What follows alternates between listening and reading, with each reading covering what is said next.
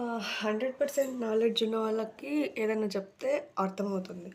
అలాగే ఏమీ తెలియని వాళ్ళకి గూడా ఏమన్నా చెప్తే ఓకే. ఇది కరెక్టేమో అని ఫాలో అవుతారు. ఈ 50 నాలెడ్జ్ ఉన్నోళ్ళు ఉంటారు చూడు. మనం చెప్పింది వాళ్ళకి అర్థం కాదు. వాళ్ళేం చెప్తారో మనకు అర్థం కాదు. అస్సలు అర్థం కాదు. అందుకే పెద్దలు ముందు ఒక సామెత చెప్పేవాళ్ళు తెలుసా?